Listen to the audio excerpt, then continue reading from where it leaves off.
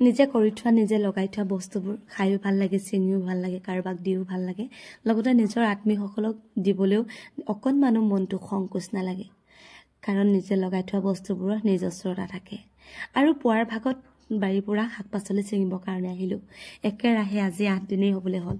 বৰষুণ ৰাতিও বৰষুণ, দিনতো বৰষুণ, আৰু এতিয়া এজাক কিনকিনীয়া বৰষুণ দি আছে। গা পা ধুই মেলি আহিয়ে মই একদম ধুনীয়াকৈ এতিয়া ভাত বনাব লৈছোঁ।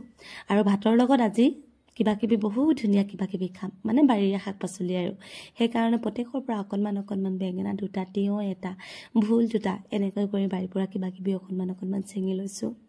আৰু মই অলপ দিনৰ আগতে বৰ ধুনীয়াকৈ এই বহুত লগা বেঙেনাৰ কঠীয়া এটা ৰাখিছিলোঁ, কিন্তু একেৰাহে বৰষুণ দি থকাৰ কাৰণে বেঙেনাটো গেলি গ'ল। হ'বই নে নহ'বই নে, গুটি ওলাবই নে নোলাবই নে নাজানো, কাৰণ এনেকুৱাকৈ বেঙেনা পচাই পোৱা নাই। কাৰণ গেলি যোৱা বেঙেনা ইয়াক পেলাই মেলি ধুনীয়াকৈ চাব লাগিব যাতে বেঙেনাটো গুটিকেইটা ওলাব নে নোলায়। আৰু এইবাৰ বৰষুণে সঁচাকৈ এইকেইটা দিনত বহু বেছি অশান্তি দিছে। খৰালি দিনেই আহিবলৈ হ'ল, এতিয়া আকৌ ৰাস্তাত বোকা, খালত আকৌ পানী কৰি দিলে। বেঙেনাটো পেলাই কিনে চালোঁ, গুটিখিনি দেখোন টান হৈ আছে। হয়তো কেইজোপামান গুটি ওলাব, কিন্তু গোটেইখিনি নোলায়, কাৰণ সম্পূৰ্ণ পুৰঠ হ'বলৈ নাপালে। কেইটামান গুটি যদি পুৰঠ হৈ গৈছে, 5 জোপা বেঙেনা ওলালেও হ'ব। কাৰণ এতিয়া যদি বেঙেনা পুলি ৰুই দিওঁ, একদম আপোনালোকে বহাগৰ ওচৰত আকৌ আমাৰ বাৰীখন বহুত ধুনীয়া দেখিব। মই আগতীয়াকৈ জানো যে মোৰ বাৰীখনত কি লগাব লাগে, আগতীয়াকৈ কি হ'ব কি নহয়। আনহাতে বাৰীৰ পৰা ছিঙি আনিলোঁ নতুন লাগি থকা ভোল, আৰু এইফালে ভোলকেইটা বাকলি গুচায়ে মই এতিয়া বেঙেনা 2টামান আনিছিলোঁ, বেঙেনাকেইটা পুৰি ল'ব লাগিব।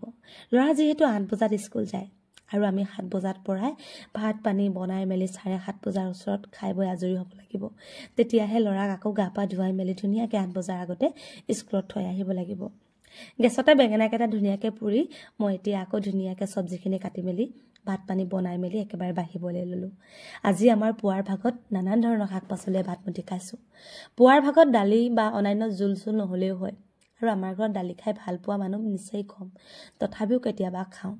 আৰু আজি আমাৰ ভাতৰ লগত বনালোঁ বিহাৰী চাউলৰ ভাত গৰম, আনহাতে নৰসিংহ আৰু লাই পাতৰ চাটনি, আৰু মোৰ কাৰণে বেঙেনা পিটিকা, আৰু মানুহজন আৰু ল'ৰাৰ কাৰণে ভোলৰ পিটিকা।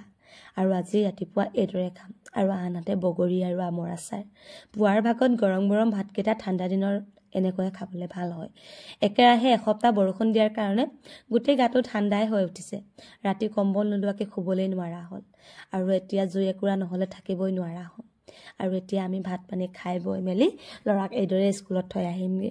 আৰু এটা কথা, আপোনালোকে লাই পাতৰ চাটনি খাই পাইছেনে? যদি কেতিয়াবা চৰ্দি লাগিছে, কেতিয়াবা আপোনালোকৰ নাকটো খোপা মাৰি ৰাখিছে, তেতিয়া লাই পাতৰ চাটনি পিচি খাব, বহুত ভাল লাগিব।